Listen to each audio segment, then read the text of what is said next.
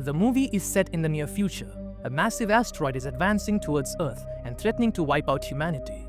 Therefore, the international community has come together for an operation known as the UNMS, which is being led by the Chinese government. It intends to launch a group of super-nuclear missiles from a large base on the lunar surface. The plan is to use these missiles to shatter the asteroid and use the moon to shield the Earth from getting hit by the debris. After 8 years of careful planning, the missiles are launched, and the massive asteroid is successfully destroyed. This sends everyone on Earth into a state of frenzy.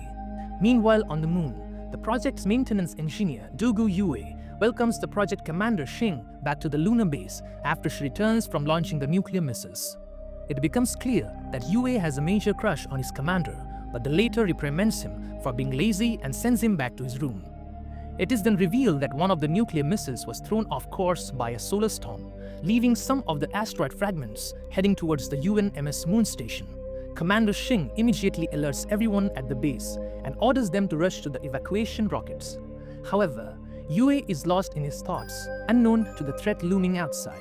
By the time he notices the warnings and comes to his senses, he learns that all rockets but one have already left the lunar surface. The last rocket is piloted by Xing and Yue rushes towards her in the space rover. But unfortunately, along the way he crashes into a gigantic hole and Xing is forced to take off, leaving him behind. After a while, Yue climbs back to the surface and watches the rocket leaving.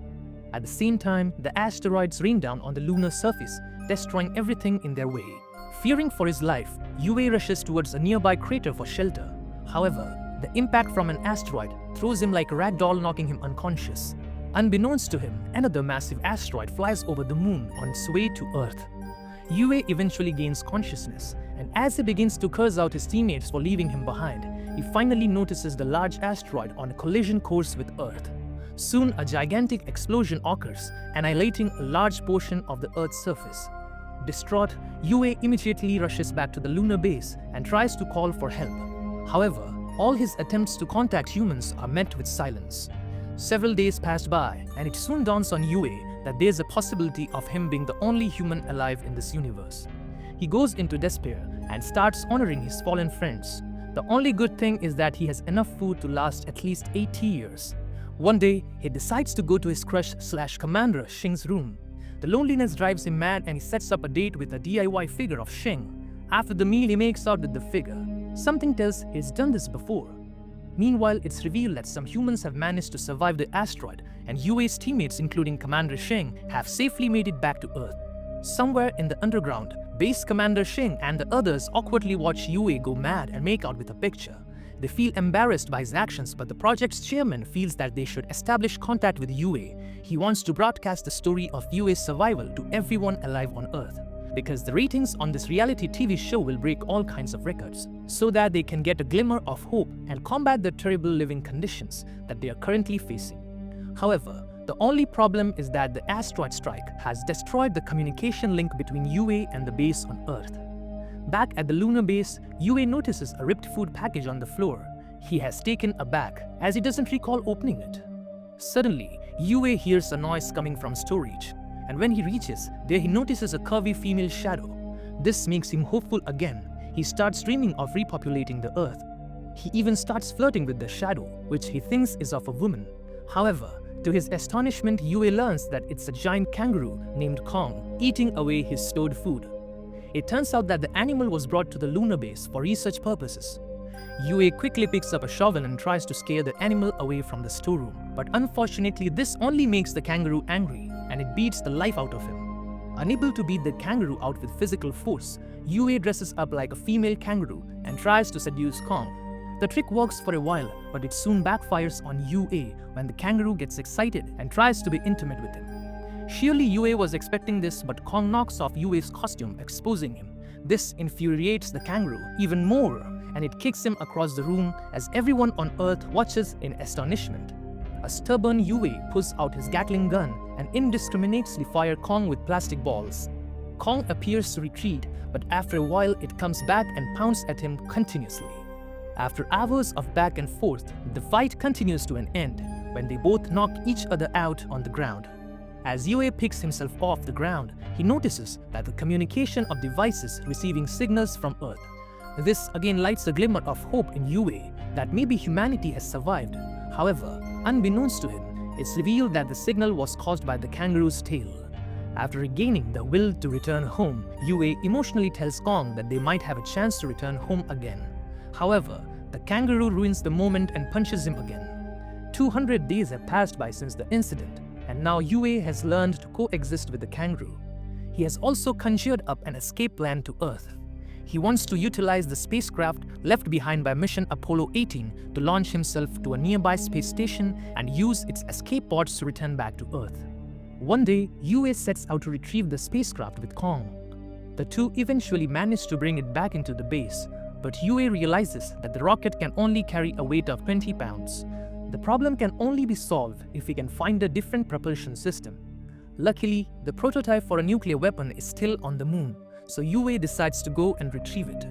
After gearing up with the necessary essentials, Yue immediately ventures out with Kong to retrieve the nuclear rocket. He is aware that the journey may take weeks, as the research building housing the rocket is located on the other side of the moon. Back on Earth, Commander Xing and the others watch them anxiously, because Yue's vehicle is solely solar-powered, and the sun only shines on the moon's surface for 14 days per lunar cycle. This means that the car can only travel 6,500 kilometers, but the research building is situated 8,000 kilometers away from the Yue's base. After the sun sets on the moon, Yue is going to be stranded in the middle of nowhere and freeze to death. Just when all hope seems to be lost, Xing and the others notice that Yue is actually headed in the opposite direction. It turns out he's planning to chase the sunlight, as the moon only rotates at 16 kilometers per hour. This gives Yue exactly 41 days to complete his mission, where he can only sleep for 4 hours a day. With the days passing by, he becomes very dreary and even starts hallucinating. Fortunately, Kong is there to motivate him to keep going, and there is no shot that he's going to hallucinate anything weirder than that. After a long and perilous journey, the two finally arrive at the research facility. Inside, Yue finds the nuclear warhead and carefully lowers it to the ground. However, the kangaroo starts playing with the control buttons, endangering the mission and sending Yue into panic mode. On his way back to home base with the warhead, Yue locks Kong inside his trunk to stop him from jeopardizing the mission again. It's a long and tough journey, so Yue plays a loud music to keep himself entertained. As a result, he doesn't notice when the trunk carrying the kangaroo separates from the vehicle. After traveling hundreds of kilometers, Yue finally realizes that Kong had been left behind because of his mistake. Now Yue is faced with a difficult decision. If he goes back to get Kong, he will lose the sunlight and the vehicle will stop working. But if he doesn't go, Kong will freeze to death. Yue contemplates for a bit and eventually decides to go head back and retrieve the kangaroo, putting his own life in danger. After hours of traveling in the opposite direction, he makes it to the track and reunites with his friend. The two share an emotional moment, and just like a puppy, Kong likes him out of excitement.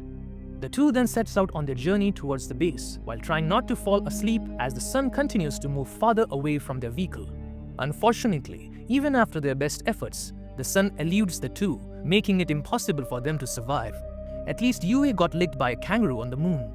Despite this, Yue refuses to give up and he continues to drive the vehicle as it forced into its last hours of battery.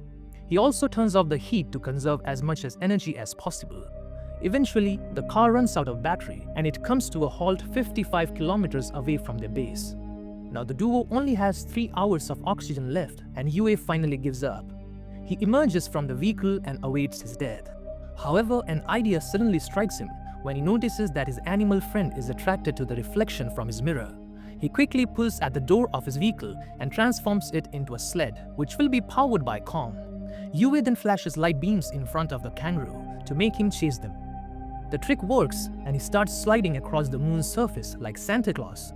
After a while, the two come across a giant pit, but Yue again refuses to give up and instructs Kong to jump over it.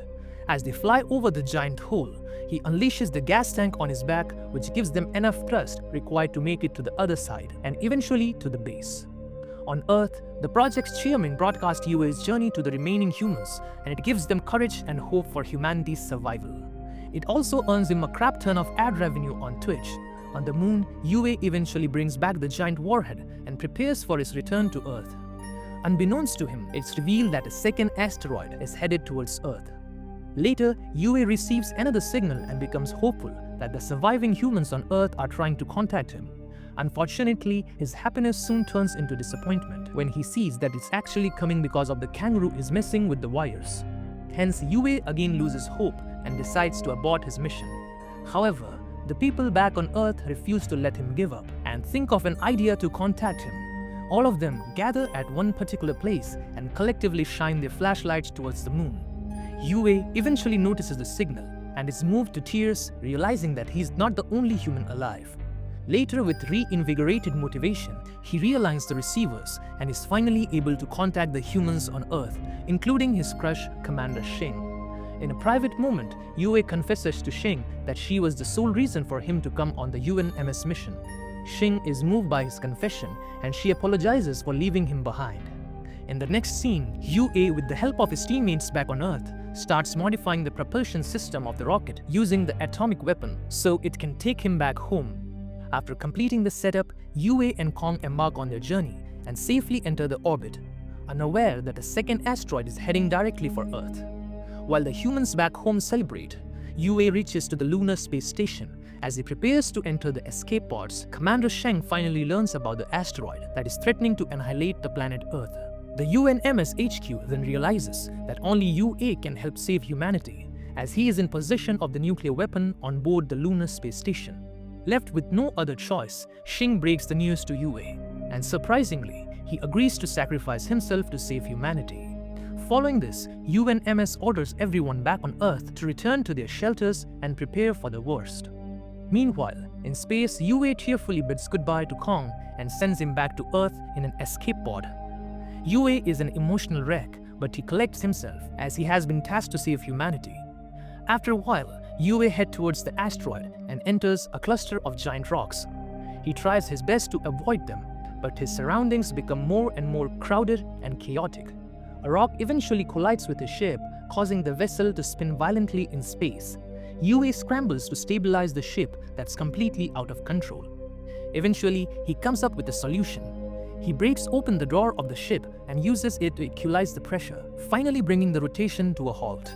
Yue then checks on the ship's engine, only to learn that it has been completely destroyed and can no longer lead him to the asteroid. Left with no other choice, he decides to manually take the nuclear bomb to the giant asteroid. This means that Yue dies an extremely painful death. However, without a second thought, he ventures out and unlocks the warhead. Then, he uses his jetpack to head straight towards the massive asteroid while dragging the nuclear warhead with him. Yue's special suit is slowly destroyed by the countless rocks, but he finally reaches the asteroid. In his last moment, he remembers his crush Commander Shing before a huge explosion takes place and the asteroid is blown into smithereens. Back on Earth, people finally come out from their shelters and notice the giant explosion in the sky. They are elated to have survived the apocalypse, but are also sad that Yue has sacrificed himself. Many years have passed by and the humans have restored Earth back to its former glory. The kangaroo Kong has returned back to its natural habitat, while Commander Shing and her team are again sent to Moon so they can resume their work of protecting the Earth from extraterrestrial threats.